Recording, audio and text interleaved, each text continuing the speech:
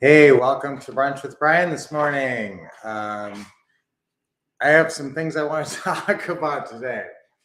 Don't I always have something I want to talk about? Yes. And today I want to talk about winning and losing.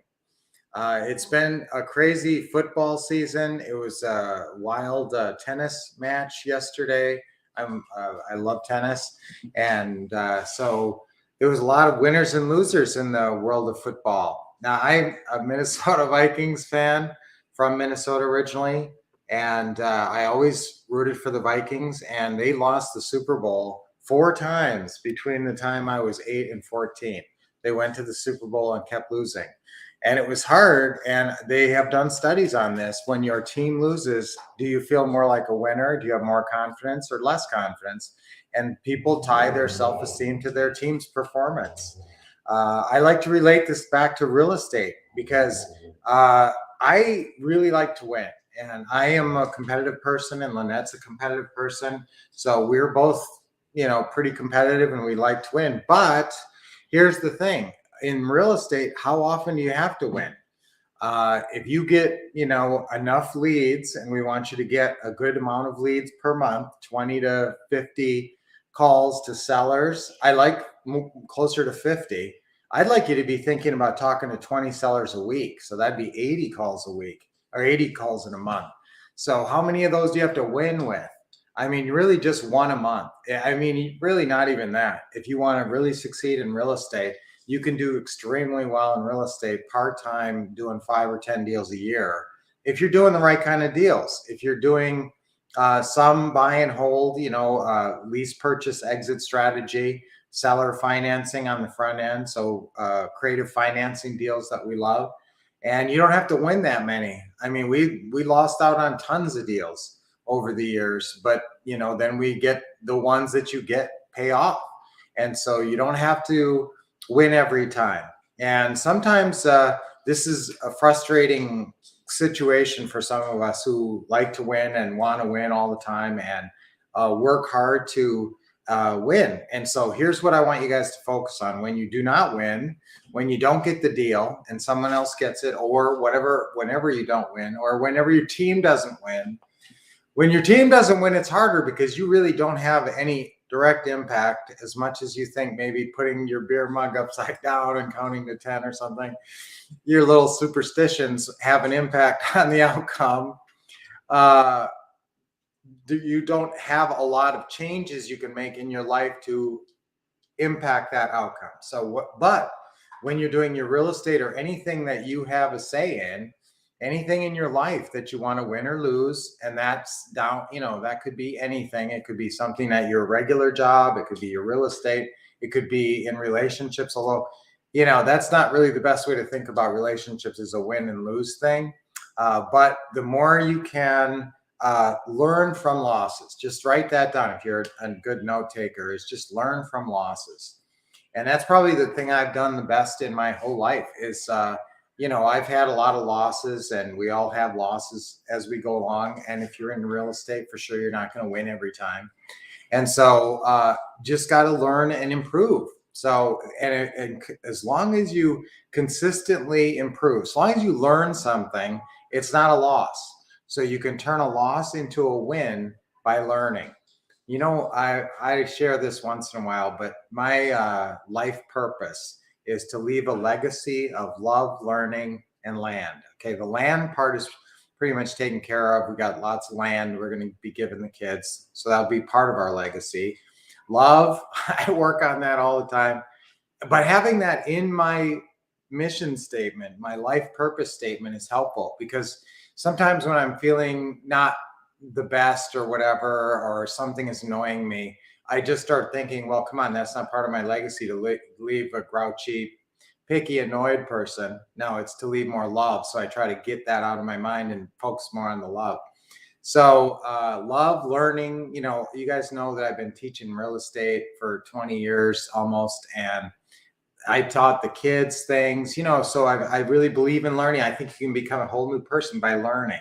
So if you can take a loss and use that as a reason to learn something, to get better at something, that's the best approach. So, because you can't once the deal is lost or the game is lost, you can't go back and change the past. All you can do is change your behavior in the future and in the moment. So you can bemoan a loss, and I've bemoaned a lot of Vikings losses. 1998 was really hard, and I mean, I have all the really bad memories, and that I wish I didn't have. But so you got it. But and then the problem, like I said, with a football team, I can't really do anything. I have no impact on what the Vikings do. So I can't say, well, I'm going to change this and I'm going to change this, and then the Vikings will do better. So that's the frustrating part of being a fan. You really don't have an impact, but yet you care like crazy. So, but then be a fan in your own life. If you're a fan of your own success, you can care like crazy and you can make a huge impact. You can actually determine your success. You can be making the plays. It's like you're on the field. So in your life, in your real estate business, when you're, in a contest of winning and losing, you are the determining factor. You're on the playing field and you're bringing it. So if you lose, figure out why. Figure out, what did I do wrong? What could I have done better? You may not have done anything wrong. You may have done everything properly, but you could do it a little bit better. And sometimes, listen, especially in real estate, it's just a numbers game, and you cannot sit there and overanalyze this stuff. Okay, that's a little bit of a warning. Don't sit there and dissect every loss for 2 days and waste time doing that. Sometimes you just lose out because you lose out, and it didn't go your way, and there's not a lot you can learn from it. But a lot of times you can think, well, how can I do better? Or how can I do better in general? Okay, I lost out on that deal, but how could I just have more deals to pick from? How could I increase my marketing? How could I do this or that to ensure my success next time? How could I build more rapport? How could I have more touch points with the customer? That's good. The more touch points, the more chances you have of closing that deal.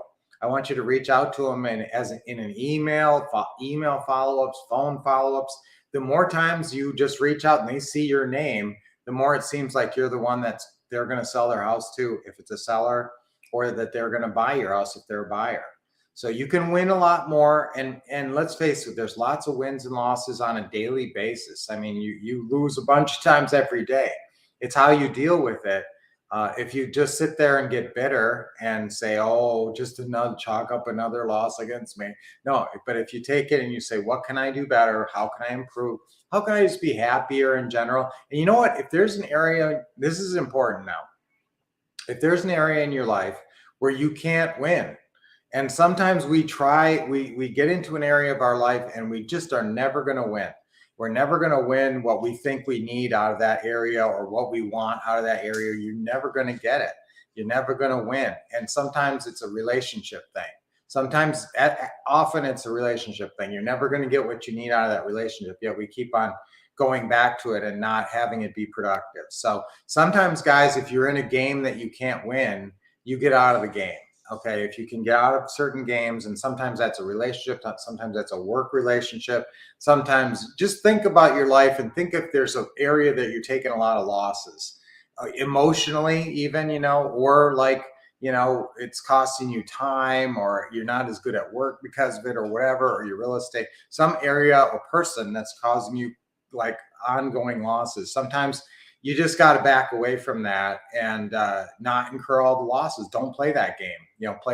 Find a different game that you can be more successful at, and that will get you the results that you want and in the way that you want. So I didn't even start out with a big idea what I was going to talk about, but that was a lot. So hopefully you guys got a lot out of that and took some notes, and you're determined to use losses. Learn from losses. Just remember that phrase, learn from losses. And like I said, you're going to have losses today. You're going to have losses tomorrow. It's just inevitable as part of being human. So let's learn from our losses and then try to let go of them. All right. Now that's part that I'm not so good at. Learn and let go. That would be really good. Write that down. Learn and let go. Learn from losses, then let go. And sometimes, well, certainly you guys, I'm not letting go of some of those Vikings losses. I can't let go of them, even if I would want to, I can't forget them. So, but sometimes you got to just force yourself not to think of certain things over and over, let go of losses. That's very important. Also, that's emotional relationships as well. Certain times, certain things about things in relationships that has happened in the past, it feels like a loss. It's hard to let go of it. And sometimes the helpful part is learning. So if you find yourself just reliving some loss and you can't get over it, and it's just a real post-traumatic stress disorder situation, every time you think about it, it's an emotional hit. I want you to write down a list of what you can learn from that, whatever that situation was, whatever that loss in your mind was. Turn it into a win by just writing down on a list everything that you can learn or get better or improve about yourself or your life because of that. And then try your best to let go and just don't think about it anymore. Once you have your list, then you've taken action and maybe you can let it go. Sometimes we'll do stuff with students like writing down some past loss on a piece of paper and then burning it and writing that list of what you're going to learn and then burning that piece of paper. So letting it go is another big component of these losses. And but part of it is having a plan for the future to make sure that you won't incur those losses again. So again, that turned out to be a lot longer than I thought. All right, guys, let's do our deep breathing with a big smile. Deep breath in. Hold it a little bit and nice. Okay, one more, two more. You always do this with me, right? This is so good for you. You don't even know.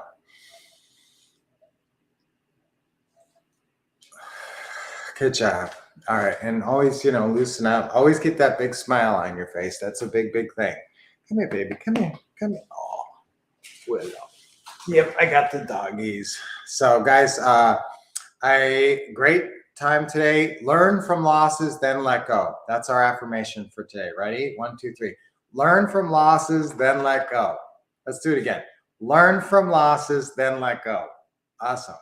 All right, guys. So great spending this time with you. We'll see you here same time tomorrow on your home investing live stream, Brunch with Brian. Until then, keep expecting success, getting awesome training, learning from losses, and taking action. Talk to you real soon. Talk to you tomorrow.